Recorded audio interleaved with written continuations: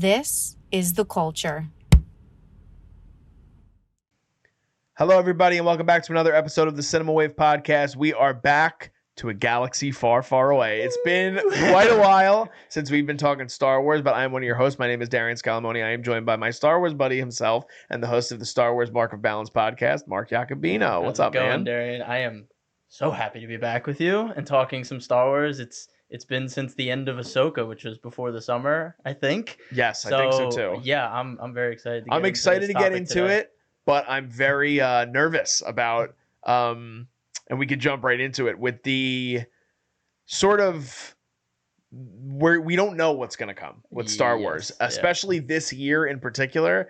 I feel like in recent years, even Disney as a brand has tried to do, I mean, they have Disney Plus days, they have the investor calls where a lot of things get revealed, and Disney is now in not a good place. A lot of people are worried not only about this brand, but obviously the Marvel brand and what they're going through as well, and how a lot of these IP-driven things that they've put out on the streaming service have not really caught on. I mean, all these old, like they were doing shows about National Treasure that got canceled. Mighty Ducks, they were doing things that got canceled. There was a rumored Sandlot series, which I think a lot of people were excited for. That completely just washed away. It's never coming.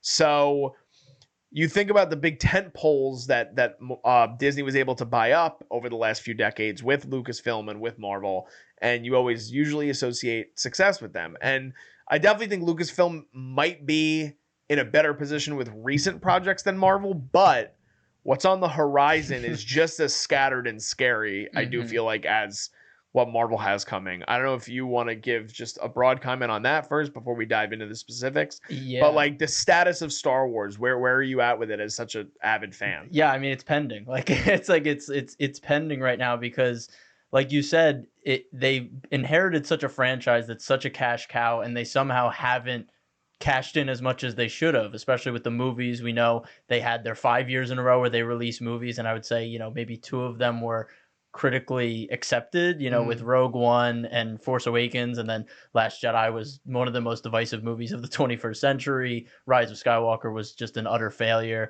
and Solo was just a movie that I don't think people needed. They didn't need someone else playing Han Solo, and they didn't want anyone else to play it other than Harrison Ford.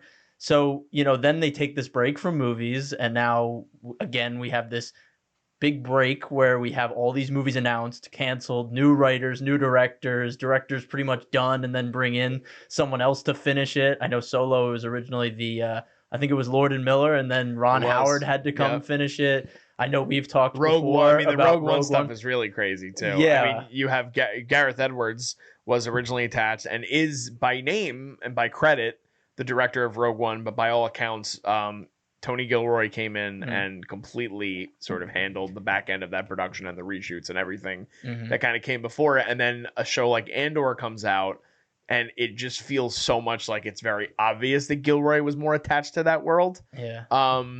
So there's a lot there that we're in the dark as fans. And I just wanted to do a quick experiment really quickly. Please do. So if you guys didn't already know, we do have a blog. And I've been writing on this blog for quite a long time. And I just want to type in Star Wars. Yeah. And I just want to see what reports in the past few years. We'll just go, we're in 2024 at this point. We'll go to like 2022. Okay.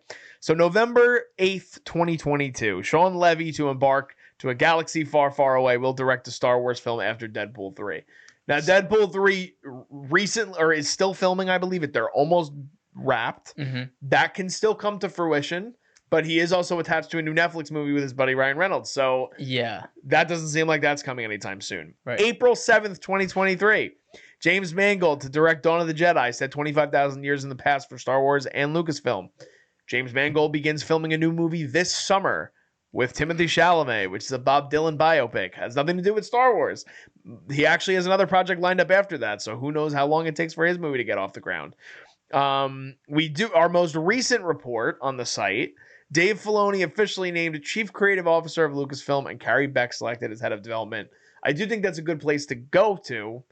We now have new Kevin Feige's of Lucasfilm. Yes. Legitimate people in charge, in positions of power at Lucasfilm that can try to steerhead what is going to come next for not only Lucasfilm in general, but obviously the Star Wars galaxy that Filoni knows so well. Only took him 10 years to do that. Yes. Already 10 years in. And so I know you're also a big proponent of a lot of what Filoni does, though I think fairly you have certain things that you think he would be better at, which I think a lot of people do. Mm-hmm. What are your thoughts on them finally kind of appointing some heads with Beck and with Filoni? Yeah, I mean, I think before it was very business oriented. What would make Disney the most money? Force Awakens was a very safe movie. Then they took a bit of a risk with Last Jedi and Rian Johnson, and then they're like, oh, we're going to go back to safe. We're going to go back to Solo. We're going to go to Rise of Skywalker and not continue the story however you felt about it from Last Jedi. We're not going to continue that story. We're going to kind of retcon everything that happened and try and bring back Palpatine. We'll get, people in the theater because we bring back a familiar villain.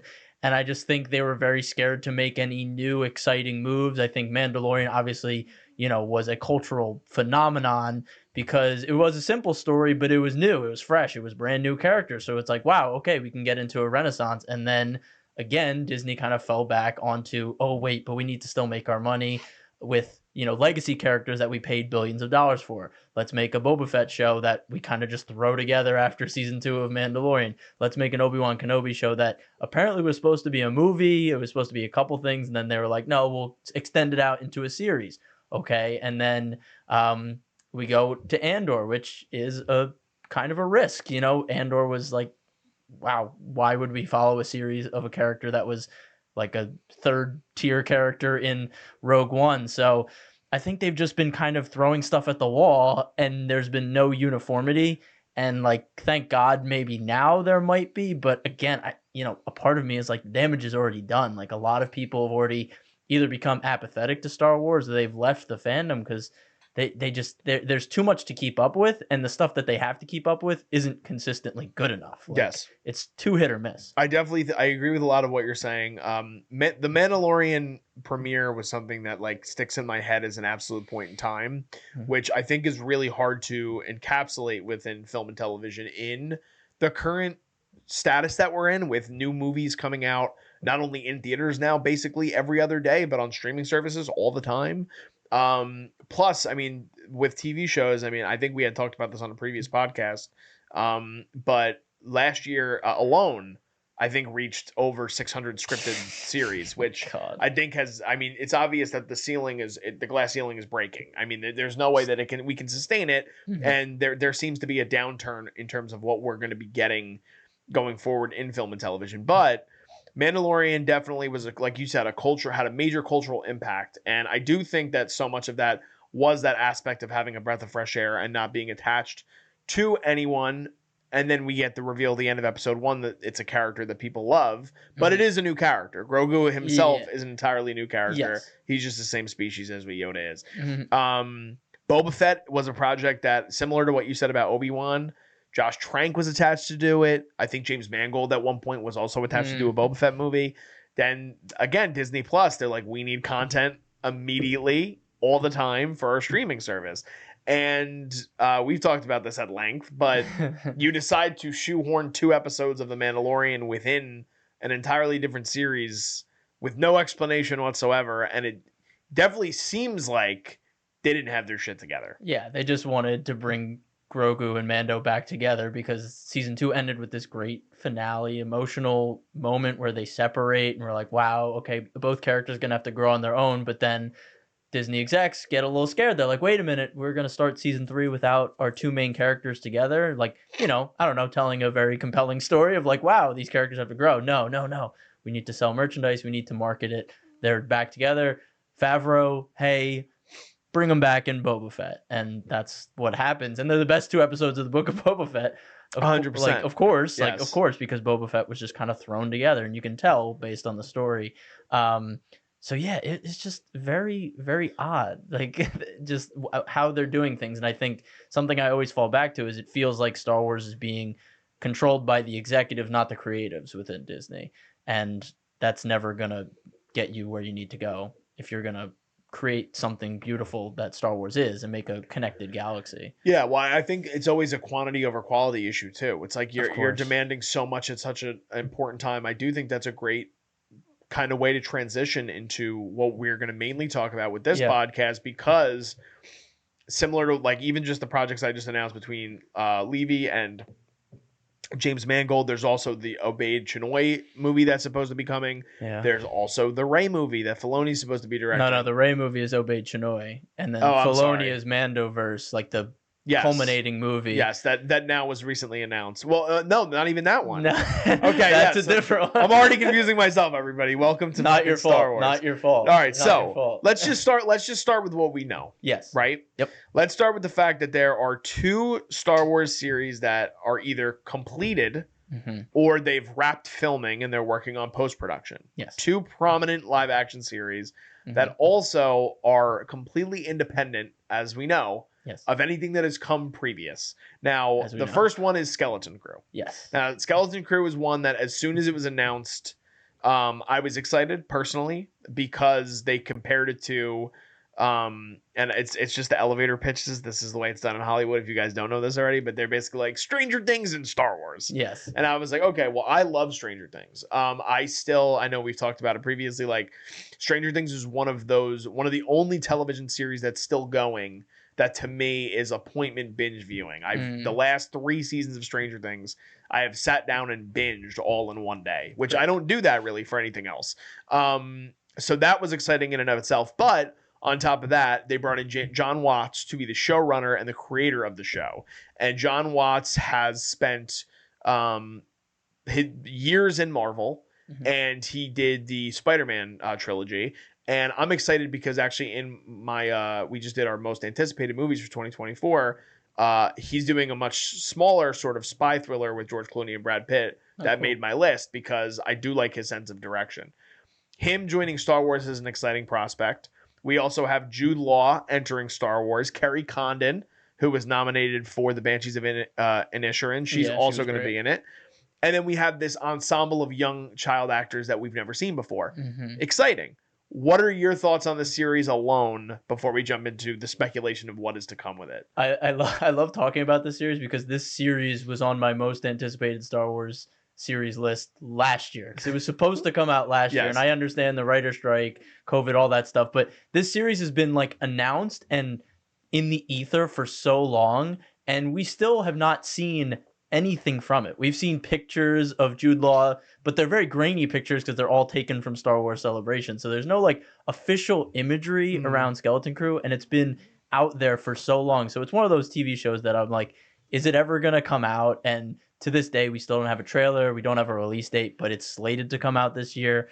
When I take a step back and just think about the story, what the prospect of it is exciting to kind of have that perspective of having like the lens of a group of kids in the Star Wars galaxy. And I like that they, equate it to Stranger Things because that makes me feel like it's not just going to be kind of like kid centric, it's going to be like for adult and kid audiences. It'll appeal to both. And I think John Watts does a great job of directing kid actors. I think the Spider-Man trilogy, they have great interactions with the teenagers. They have good humor. They're relatable. It's not like you're looking at kids, like you're just relating to them. So I'm hoping he's able to bring that to this series. When it comes to plot, I know it's basically the idea is that these kids are lost in space and Jude Law is their kind of guide. He finds them. He's helping them out. He's apparently Force sensitive. Again, have not confirmed that because we've just been working on rumors for this show for so long. So there's a lot of like things to be excited about in there. But, Disney hasn't exactly instilled trust in us for a series that we know nothing about. So it's one of those like cautiously optimistic things for me with Skeleton Crew. Yeah, for sure. I agree. I like Jude Law within Star Wars. I think that he works as a protagonist and somebody that I could totally believe within that universe. Yeah. I do like the point that you brought up in terms of Stranger Things, how they touch on a lot of mature themes, despite the fact that a lot of the leads start as kids. I mean, at this point, they're all in their 20s. And it's crazy how we're going to end that. But this is supposed to be a limited series, correct? or we don't know that either. Again, they say limited series half the time, and then they're like, maybe a season 2 halfway through. Like Book of Boba Fett, I feel like they were like, well, we might do another season. Obi-Wan Kenobi, for God knows why. They were like, maybe we'll do a season 2. It's like, nah, just cut things off. So I feel, So I have no idea. I have no predictions or speculation on many of the things that are to come in Star Wars. But one thing that based on the limited knowledge that I have, I do think that this is going to be a direct lead into connecting us with Ahsoka. Okay. And they talk about how, I know Christian Harloff had talked about it on his channel too. This show, what he had heard is it's supposed to deal within, and this is where I'm going to need your help for terminology. Let's do it. Yeah. It's like basically like the underworld of Star Wars, but it's like different galaxies. It's called something. Oh, like the unknown regions? Okay.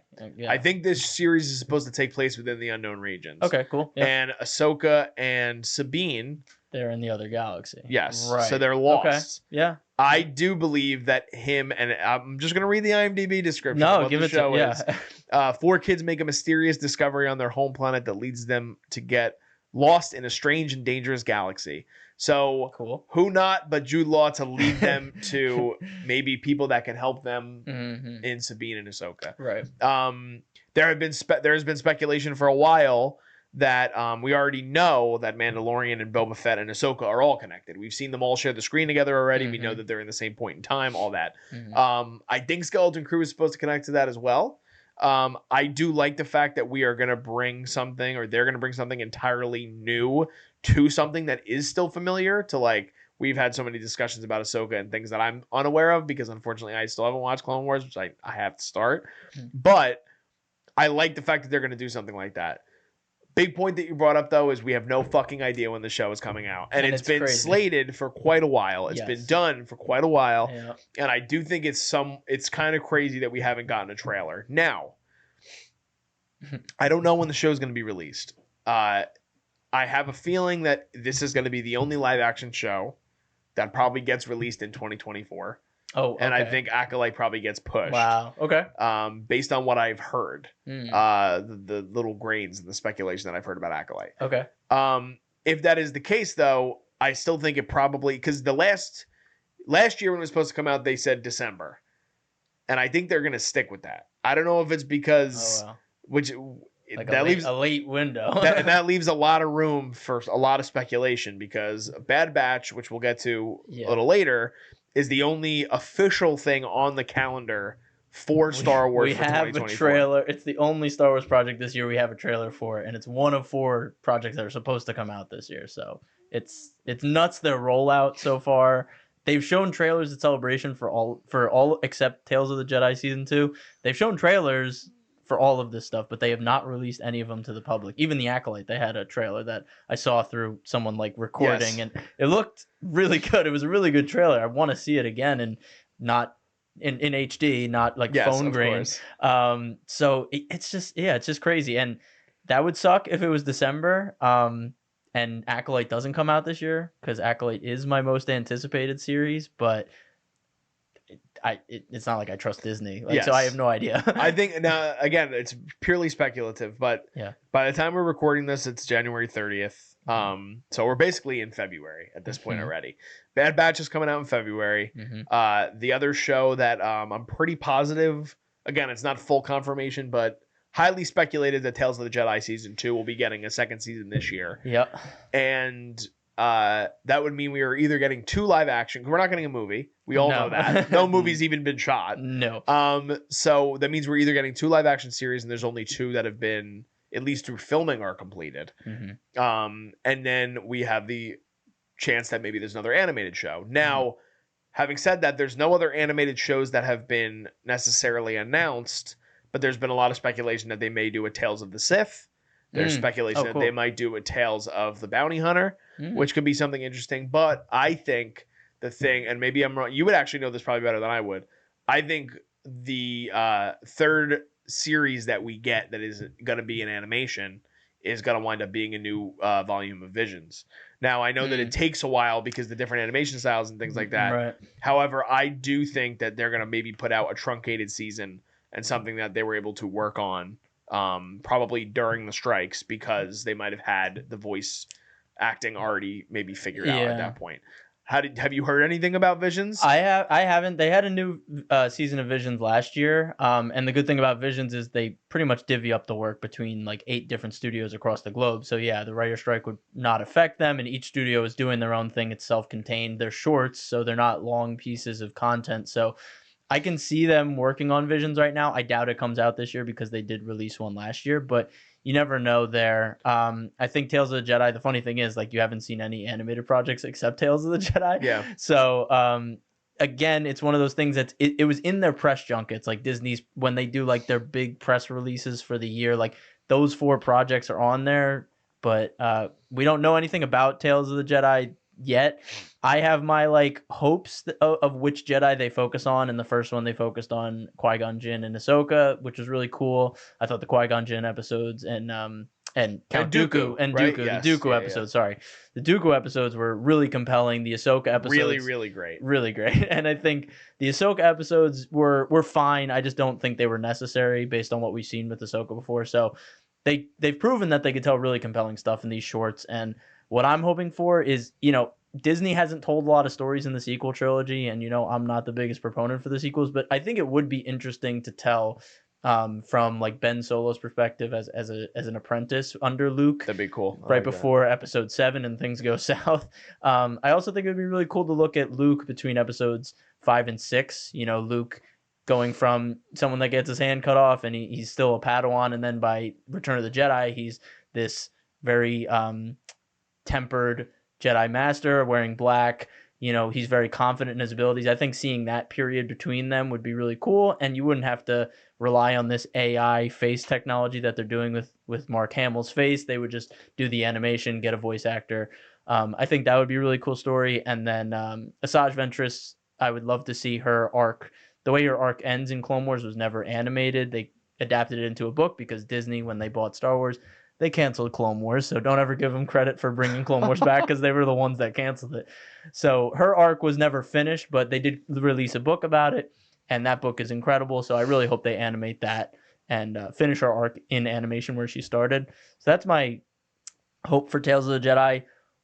What do you have for hopes if you do have any hopes for Tales of the Jedi, of what Jedi you'd want to maybe see explored a bit more, because it is the only animated project you do have exposure to? Yeah, so there's a character that I've loved in Star Wars ever since, and I know on your podcast, which everyone should go listen to, the first one I ever did with you, I told you very much about my very unique journey within Star Wars and how I saw episode 3 before anything else, and I was able to sort of piece it all together, which was so funny. Yeah.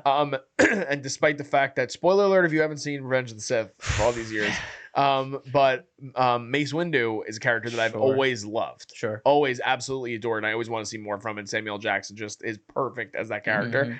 And I know he would come back to voice it. So Mace is definitely the character that I would like to see most. However, the Ben Solo aspect is something I haven't thought about. And I think, similar to you, it's probably because I don't think about the sequels that often. Right. Yeah. They're very detached from everything else in my mind. Yes. But I do think that would be really interesting. So, and I like the Luke idea too, but now having heard what you said, my hopes would probably be Ben and Mace would be the two. That'd be cool. Yeah. Ventress, I don't know much about, so I would be interested in kind of getting to see more of her story. But those are my two for Tales of the Jedi. Cool. And I agree with you. The first season, Ahsoka just wasn't as compelling to me as Dooku's story. And I don't think that is an indictment on Ahsoka as a character, because I really enjoyed her. Well, really enjoyed is strong. I enjoyed her live action series, and I've liked Rosario's portrayal, and the bit that I've seen in bits and pieces of Clone Wars, I've liked Ahsoka as a character. Right. But yeah, I mean, the series did really well. A lot of people really enjoyed it. It was a different sort of thing. And as we're talking about animation now, I'm having this really awful thought in my brain that it's like, well, if they don't do Visions and they're not going to create a whole new series, because I know I've heard this online as well, 4 things are supposed to drop this year. That's what they're saying. 3 of them we can highly speculate. Which is, we already know Bad Batch is coming. We know, for the most part, Tales of the Jedi is coming, and one of the 2 live actions coming. Is that 4th series Young Jedi Adventures? Another season. Imagine. I'm like thinking to myself, like, that. what happens when Mark gets the announcement? in his email inbox from Star Wars Newsnet that Young Jedi Adventures Season 2 or 3 Come on. is coming. Come on, to let's Disney go. Plus. I feel like thank God, some real Star Wars. such a letdown if that winds up happening. No hate to any children that are watching Young I think Jedi it's Adventure. It looks great, and I love the High Republic. So having the High Republic be introduced to kids, that's awesome. I agree. It's but, awesome. Hey, that's not what we're that's not the looking for flagship. here. That's not what we're looking for. for. I think we should pivot to Acolyte. Yes, because please. Yes. Acolyte is a series that has a lot of notoriety about it and a lot of mystery surrounding it. So the Acolyte is going to be the I was just going to say it was the first show sort of headed by a woman, but that's not necessarily true because Deborah Chan did Deborah Cho, I'm sorry, did Obi-Wan Kenobi. Yep. Which, despite the fact that that series doesn't sit very well with me, and I don't think it sits very well with you either, I don't necessarily know how much of that was on her. Right. Yeah, but, she was. Yeah, she only directed. She didn't write. I don't think she's a writer, but yeah, that was a lot up to the writing. She could only do so much. Not saying she did like the best job, but yeah, she's done better in Star Wars before. So I have confidence that she can handle the universe. Yes. Now, with The Acolyte, this show is created by Leslie Headland, who I have only known by name.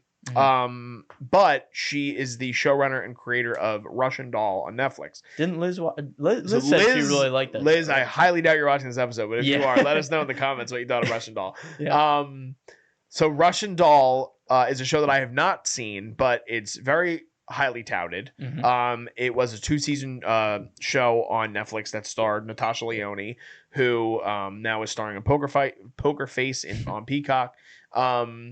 And that is what I know her from, notoriously. She's also produced and written a lot of comedies, which is very interesting considering The Acolyte is supposed to take place in the aforementioned High Republic. Yeah. And it is our introduction in live action to this whole new era of Star Wars that no one has seen before. And they're investing a lot of money and resources into, and not a comedic tone, I would say. No, I haven't read the novel, so I don't know. Not if you can tone. give for the people that are on the scale of me in terms of Star Wars fandom, can you give a little bit of an introduction to what the High Republic is and what they're setting out to sort of do with it? Yeah, well, the funny thing is, it's being marketed as High Republic, but it's the end of the High Republic. This is 100 years before Phantom Menace, I believe. That's the timeline here. So we're really transitioning into the Republic becoming that bureaucracy, with the Jedi being kind of intertwined with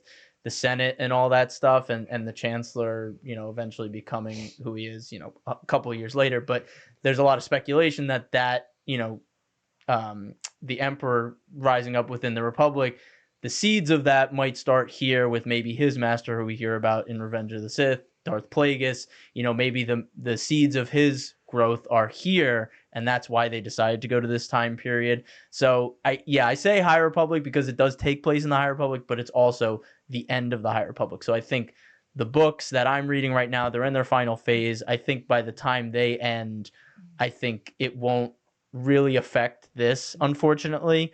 But it will be cool to see the iconography. The Jedi at this point are very they're still very regal in the way they're presented. They wear gold and white. They're very respected across the galaxy. They're almost legendary figures. In the prequel era, we see people look up to Jedi, but we also see people be very hesitant to be around Jedi because they think of them as warmongers. They're not peacekeepers. They're warriors here. So in the High Republic, they're very much like, people are like, wow, you're the light of the galaxy.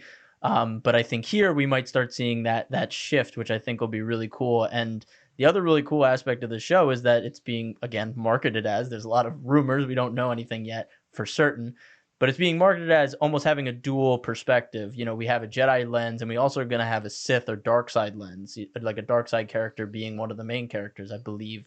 The girl Amandla, right? In Logan, the little girl from Logan, Daphne I believe Keane. She is set up to be the dark side. Interesting. Of this. So I think. And the other exciting prospect is that it's an all Jedi, like lightsaber wielding cast, which I think, again, it's not something we've seen in Star Wars. Ahsoka, you can kind of say is that, but this is all the characters are going to be force sensitive or on the light side or dark side. So I think that's really exciting, budgetary wise, for a TV show. That's a lot of special effects. That's what I've heard. That's and a lot what worries of me. Yeah. I've heard rumors that the budget is massive. It's all practical too. They built the sets. It's not in the volume. Yeah. So it's very Andor-esque. Yeah. So I don't know exactly the numbers of how much Andor cost, but I do know that Disney also has this really bad rap recently and resume that, for example, like a show, and this is not Star Wars related, but like Secret Invasion cost $245 million to make. For what?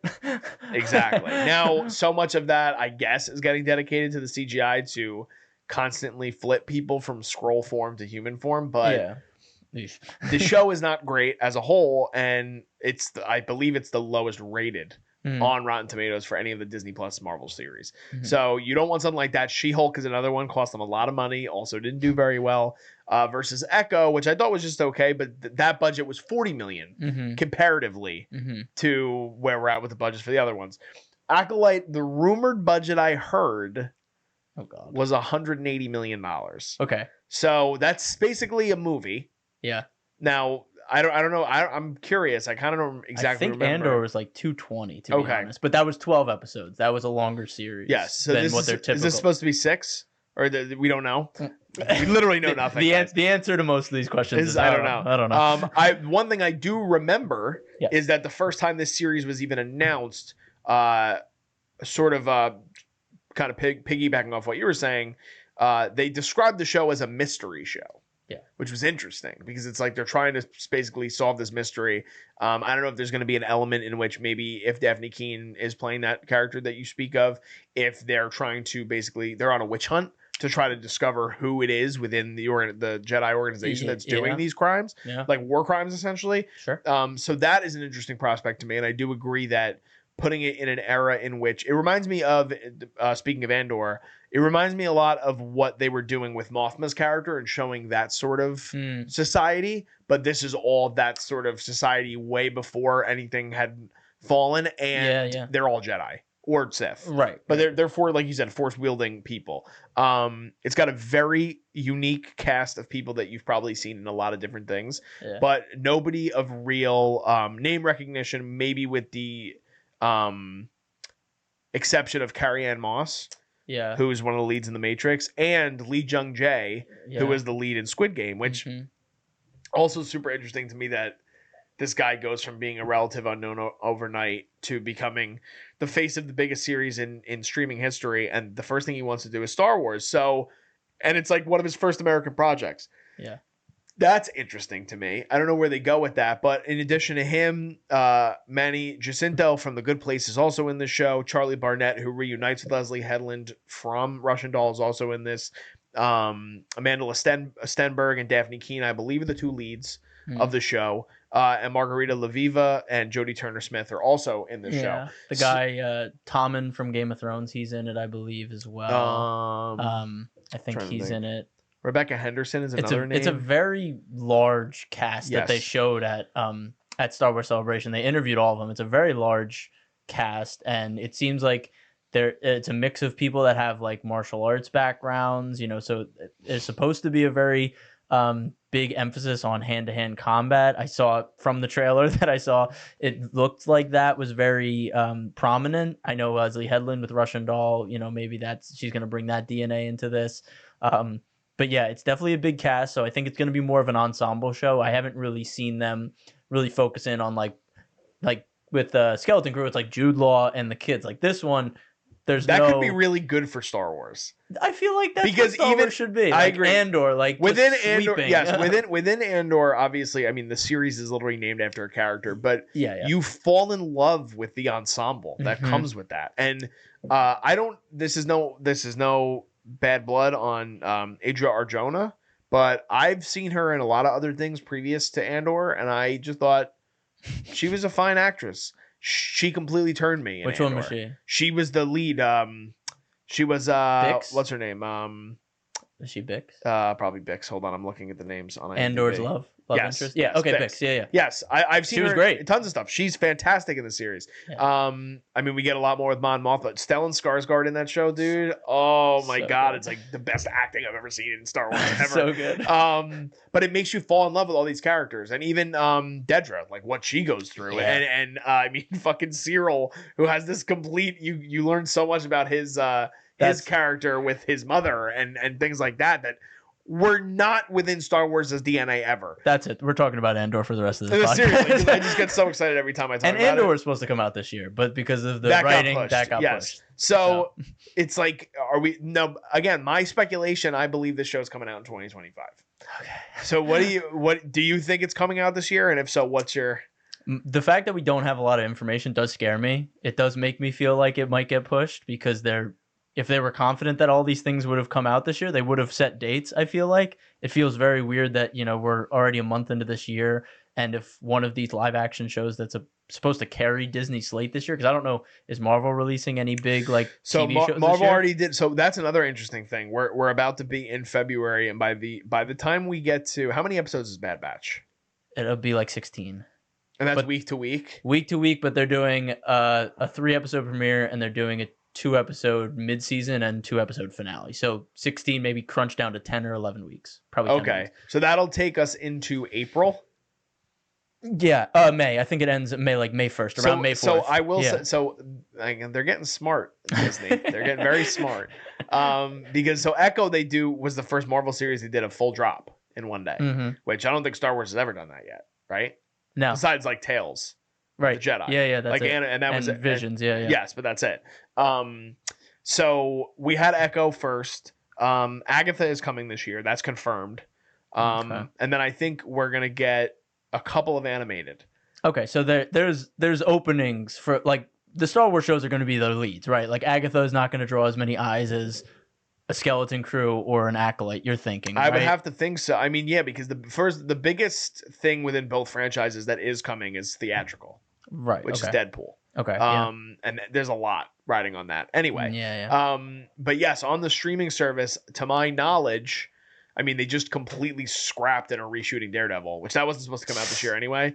But I mean, Marvel's in a similar boat to Star Wars, where like Ironheart was done filming in 2022, and I just don't think it's ever going to get released. Yeah. So like they have things, I guess, in their back pocket. Mhm. If Skeleton Crew hits before December, I would be surprised because I don't know. Like My guess is they'll ride it back. What they did last year, I think it was last year. Yeah, last year was they had Mando and Bad Batch airing simultaneously. Bad Batch started and then Mando started airing season 3. What I think they might do, I don't think they'll do it because Mando was announced and there was a trailer. I think what they might do is they'll do Bad Batch all the way up until May 1st or 2nd, and then May 4th, May the 4th be with you. They might. That's going to be Skeleton Crew or in a trailer. Acolyte. I think we'll get a Oh, trailer. you think we're only getting a No, trailer? I'm being honest. All right, Okay. so here's my speculation Jesus. for May 4th. Okay. Okay. On May 4th, they're going to drop. This is so fucking typical of Disney. I just can't stop thinking about how fucked up these people are. Yeah. So on May 4th, we're going to get a full trailer, Mm. like a 2-minute trailer, Mhm. not a teaser. Mhm. Like they're just going to jump right to trailer. Or we might get a teaser. So this is the other thing I was thinking about, by the way. My brain is in a million different places with Star Wars because it's fucking wild. Yeah. I'm saying it on record right now. I'm going to say that there is a 50% chance Mhm. that we get a Skeleton Crew teaser at the Super Bowl. Okay. All right. So that's how I'm going I to dig start that. this. Yeah. I think that might happen. What channel is the Super Bowl on this year?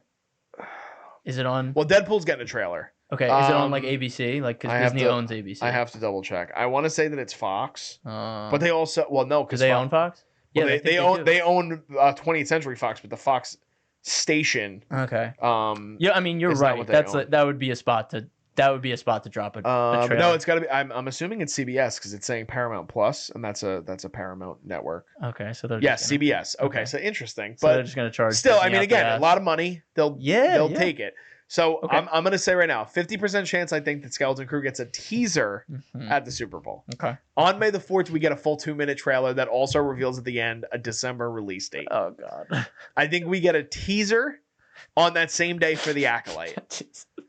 And I think their big release on May 4th will be, and I don't know if it'll line up, but like maybe Bad Batch finale will be around there. Yeah. In addition to a like special, like an animated special. Like that Tales they're of the gonna Jedi do. season 2, they just dropped the whole season 2. I don't even know. I think it's going to be a one-off special. I don't know what it's going to be, but it's going to be something. I love Disney loves to do shit like that. I love that how off the wall this prediction. It's I'm just like they're just dropping a genuinely, special. this is what's going to happen.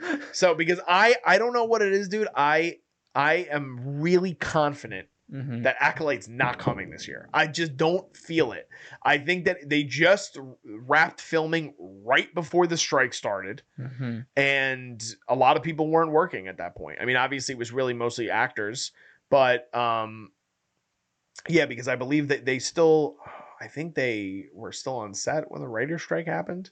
Okay. I think. And I think they wrapped like literally right before the actor strike started. I think Andor, they had like 1 week left because Diego Luna just like when he was on the red carpet for the Emmys, he's like, yeah, I gotta fly back and we're just 1 more week and I'm done. Yeah. So like I feel like it was probably the same thing. Like they were pretty much thing. done. And they went through also, I think, a lot of reshoots. Acolyte, based on what I heard. I know. Reshoots are weird because like some of it is very speculative and people freaking the fuck out, but some of it is very normal. So I don't know how much, but again, you have a budget that big. There's a lot of alien characters in Acolyte. There's a Wookiee Jedi, the guy that played Chewbacca right? in the sequels. He'll be back as a different Wookiee, which is really cool. And there's a lot of other Jedi or alien species that are playing Jedi. So again, practical effects might be difficult with that kind of the extra makeup and such. So yeah, I can believe it. I mean, I could believe that. And again, I'm not disagreeing with you because I have no confidence because they haven't shown anything and they're obviously holding back for some reason.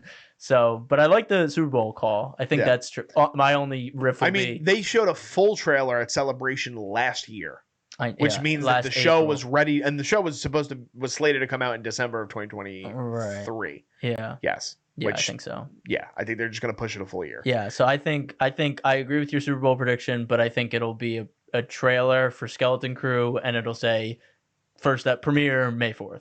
And I think the premiere for Skeleton Crew will be May 4th. Okay. And then that's a fair prediction, and then Acolyte will be like December. Like it'll be way late and may get pushed. But I think Skeleton Crew, because it's been in the ether longer, I think it's more likely to come out earlier in this year. But that's my prediction. Yeah. I think it is. I feel like we need to do a whole pod on Disney and what the fuck is going to happen with them this year. Because like you were just talking about too, in terms of like the week to week and like month to month, like the biggest problem with them is that they're constantly trying to get people to stay on with the subscription. But this year is the most barren they've been since the inception of the streaming service. So, I mean, I'm going to keep signing on because I'm a shill.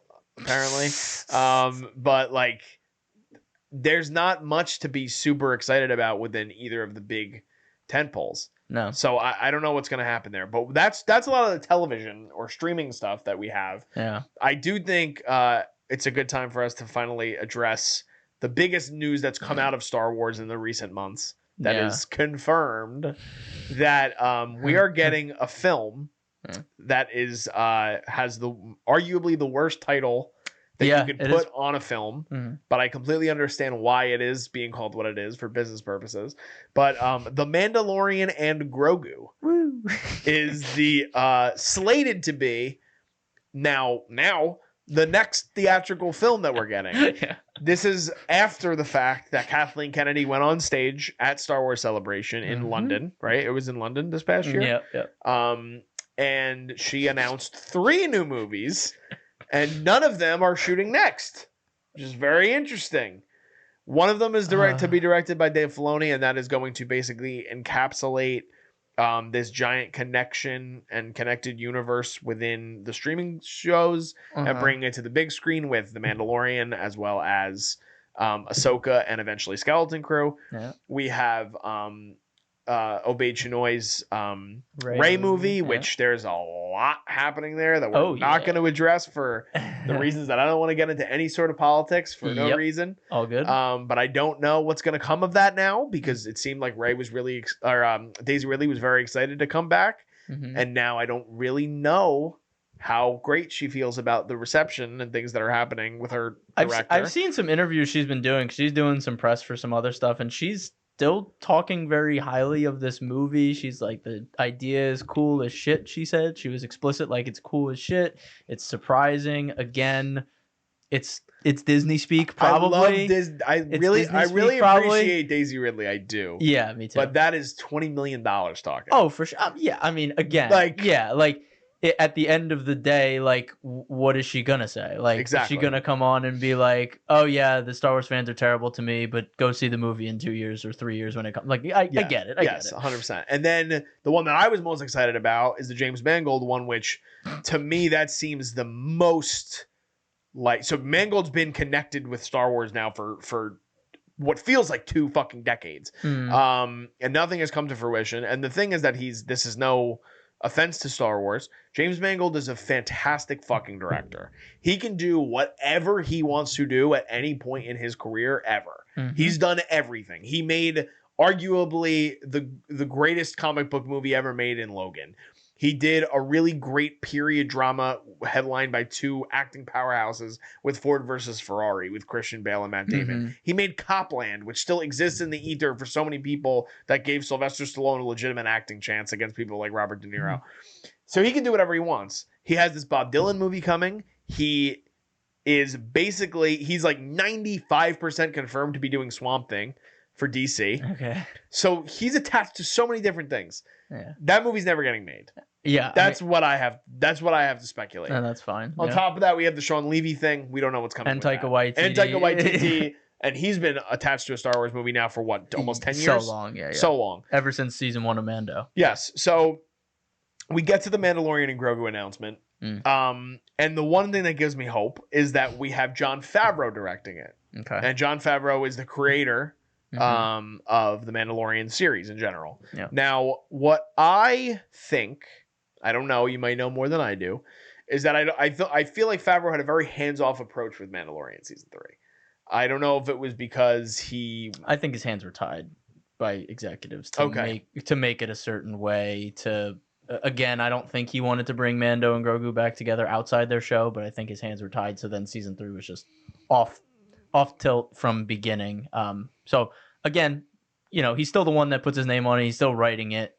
He does take some fault for season 3 being a drop in quality, but again, I don't think that season 3 was his original goal with the Mandalorian season. So yeah. What are your thoughts based on that speculation and kind of viewpoint of what this movie can be and what you want it to be? Yeah, I mean, personally, this was like such a anticlimactic announcement. This was worse than the Vanity Fair profile that sort of gave us a lot of things that we already knew. Yeah, it was a really well written article, but it was basically like, yeah, Filoni's in charge, and it's like, we've kind of known that for like the last 2 years because he's the one that's at fucking everything, and Favreau's never there anymore. I know. So that was obvious to me, but sorry, I didn't mean to No, you're good. You're good. Yeah, I mean, this announcement was like 2 paragraphs. It was a concept art. It's like, the next movie is going to be Mando and Grogu, and you go into the article, and the article is just kind of like a vanilla nothing. It's just Jon Favreau, like, I like telling stories in George Lucas's galaxy, and then at the end they just slip in, oh, Ahsoka season 2 is happening. Like, the movie announcement wasn't big enough to do a whole piece on. You had to add an extra sentence in there, like Ahsoka season 2. Like, everything about it just feels off.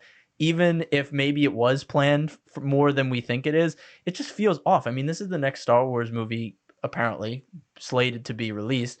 And it was the first one I ever felt like apathetic towards. I was just like, okay, because nothing in it's going to be groundbreaking. It's not like it's going to launch this new story. It's going to still be kind of in the Mandoverse. It can't be too crazy because Dave Filoni's movie is coming after it, and that's supposed to be the culmination. So it's kind of like, what is it going to add? Apparently season 4 of Mando is still happening beforehand. So we're going to get a season 4 and then a movie. Who knows? 6 episodes and then the movie to culminate. I have no idea. That's apparently true. So they're gonna go Yes. season 4 of Mandalorian. Apparently, yes. End his journey with this movie. Yes. And then him and or Grogu are then not going to be a part of Filoni's bigger movie. I think they will. I just think this is just going to be a cap to their adventure in season 4. Interesting. I think they're scared to put the Rey movie out as the first Star Wars movie back in the theater when the whole reason they stopped making Star Wars movies was because the sequels headed by Rey were not good. So it's like, why would you put the next movie and put all your faith in that? And I think they were trying, because I think their original plan was to get Filoni's movie out first, and I don't think then they started game for that. Doing all these different they kept extending series. They kept Boba Fett, let's throw him in there, let's keep making more Mando seasons. Ahsoka, do a series on her. It's just like it wasn't planned. We know it wasn't planned, and that happens because Dave Filoni or anyone wasn't in the driver's seat like Kevin Feige was with Marvel. So now you just kind of got like a mishmash. And yeah, this movie, I should be more excited for a Star Wars movie, and I'm just not, because I don't.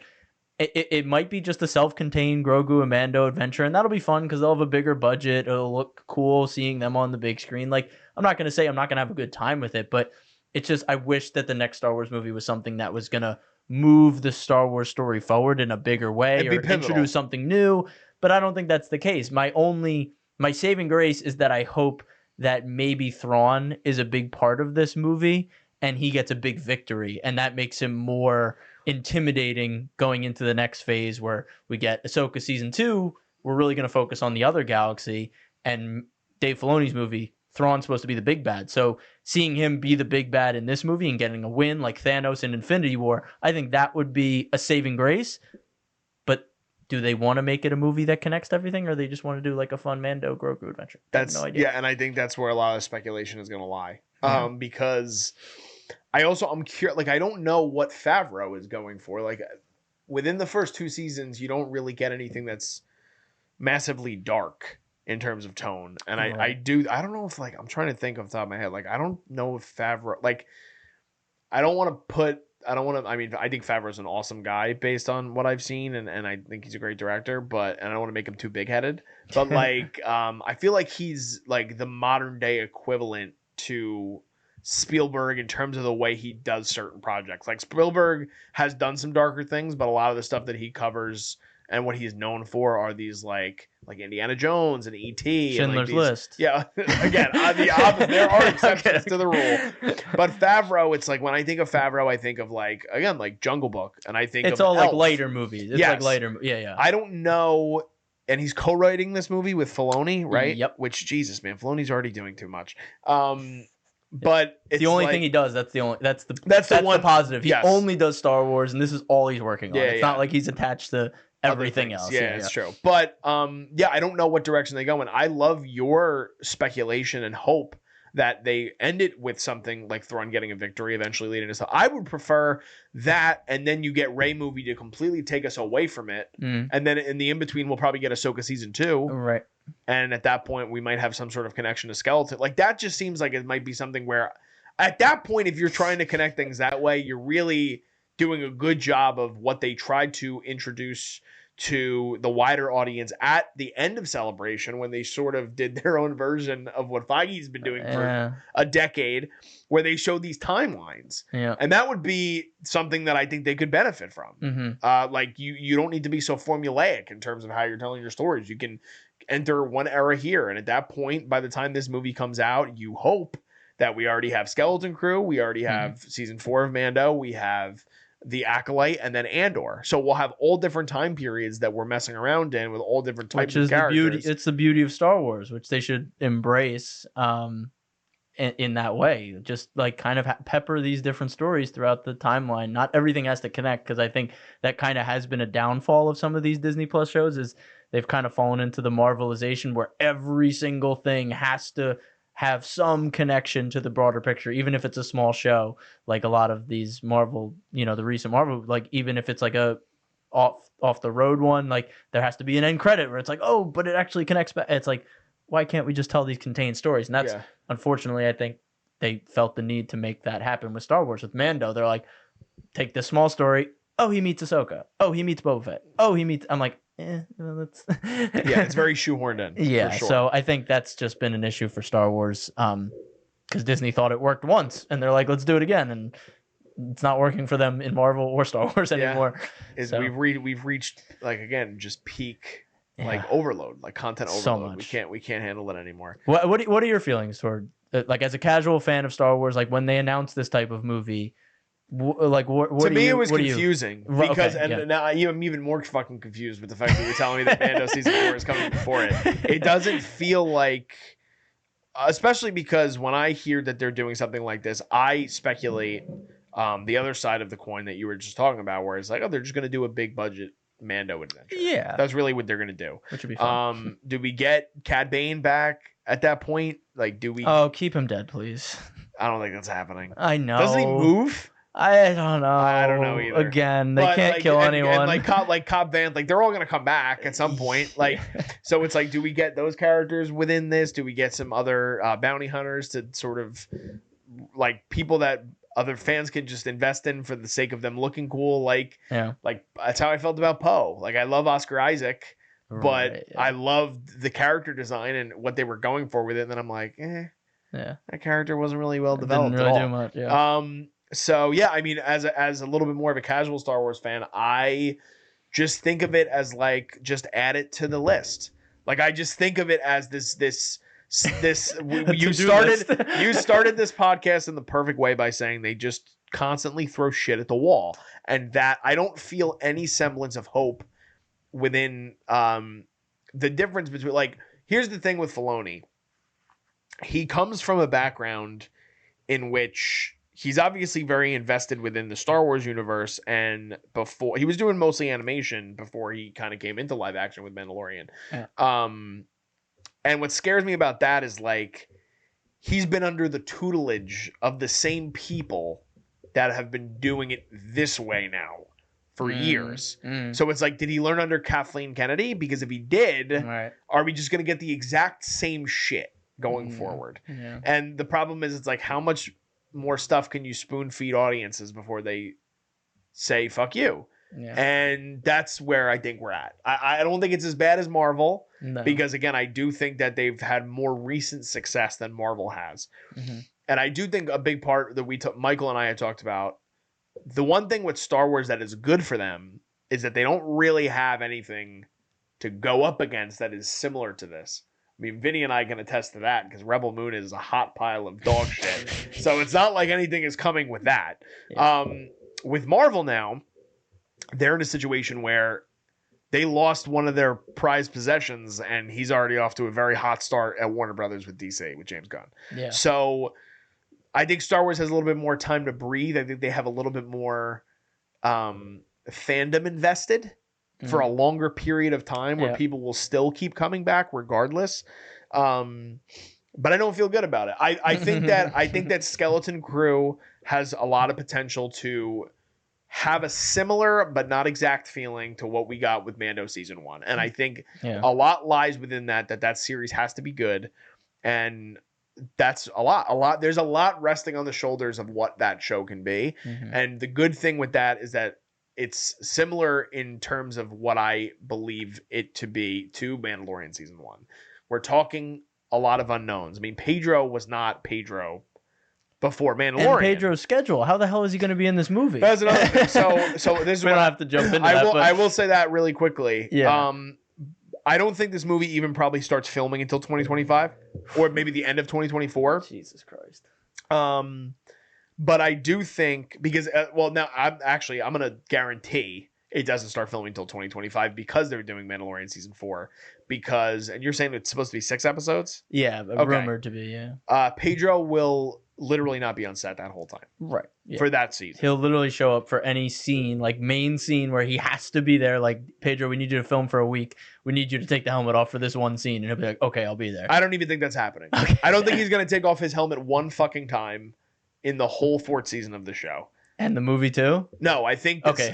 I think that what they're going to do is they're going to plan to film Mandalorian season 4 this year.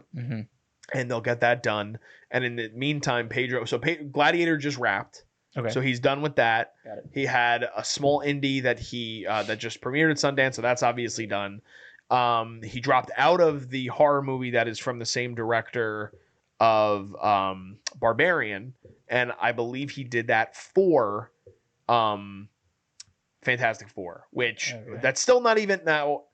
It's very highly speculated, but it is not completely confirmed that Pedro is playing Reed. I think he is. Everyone thinks that. Okay. So that's the thing. So the only two things that he has going forward right now in 2024 is Fantastic Four speculatively, and Last of Us, which he's currently nursing an injury, and The Last of Us just started filming. Okay. So he will probably go on set for Last of Us at the end of February, early March, and I don't want to speak out of turn, but I don't think he's going to be needed that much for season 2. So that means Fantastic Four is really the only thing this year that he's going to have to do. It's going to be a big production, but that means that by 2025, early 2025, he should be okay to film Mandalorian and Grogu. Because at that point, everything else is completed. All right, so 2026, you think this movie's coming out? I think the movie drops December 2026. Because guess what? It's slated for May 2025. Okay, so everything I just said is horseshit. Well, the Rey movie and this are slated for May 2025 and December 2025. Apparently, they want to release 2 Star Wars movies. Again, no confidence that that's going to happen, but that's what they've said. But I think you're probably more realistic than what they're saying. I trust what you're saying way more than what I don't Disney. believe so I will say this. If this movie hits a May 2025 release date, it's not good. No, I wasn't going to say that, which it still might not be. Pedro will be on set for probably 20% of that movie. Okay, yeah. That I could say. Because again, but it really and it also depends on Fantastic Four. Like, apparently they're doing rewrites. We have no confirmation he's playing Reed. There's a lot of speculation that Joseph Quinn, Vanessa Kirby, and Evan Moss-Backrack are the remainder of the first family. None of that has been confirmed by any outlet. It hasn't been confirmed by actors. It hasn't been confirmed by Marvel. So we're still waiting on a Fantastic Four casting announcement years since the movie was announced. So who knows what's to come? I don't know. Disney doesn't know. Disney doesn't know. know. I think that might be a good place to end our Star Wars discussion. We are disgusted.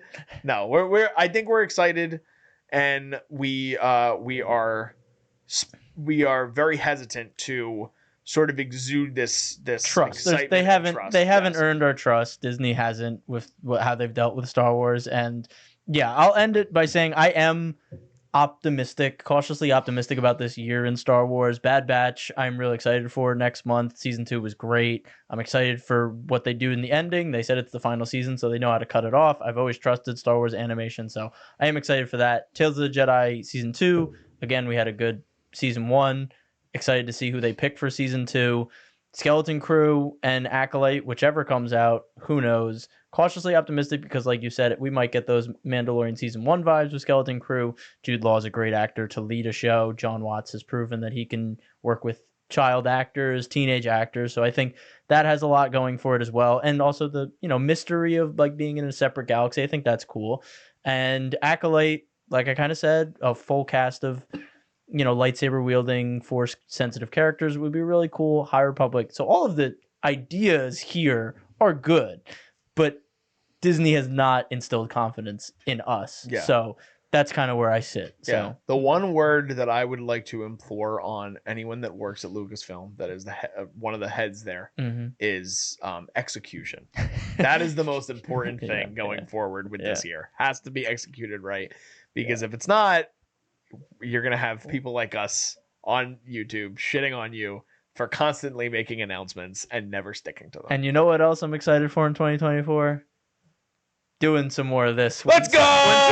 If a Star Wars project does drop this year in live action, I'm excited to be back in here. I am too. Talking weekly with you because it was really fun to do.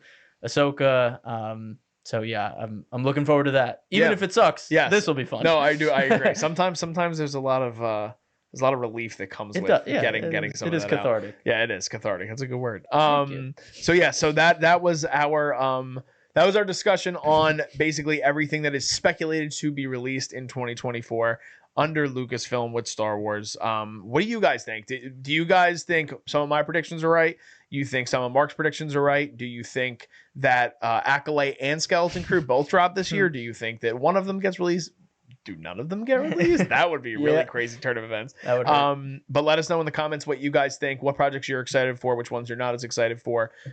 Please be sure to give this video a like. And if you guys don't subscribe to us already, we are the Culture Wave Media Network. We talk about all things film, television, art, media, all that stuff. So be sure to share this with your friends and family. If you guys don't follow us on social media, we are at Cinema Wave Media on Instagram. We're on TikTok. We're on Facebook. We're also on Threads. You can also follow us at _Culture Wave Media and at Jersey's Finest Pod on Instagram as well for our other podcast. Just signing off. I am Darian Scalamoni. I'm Mark Jacobino. And we'll see you guys next time.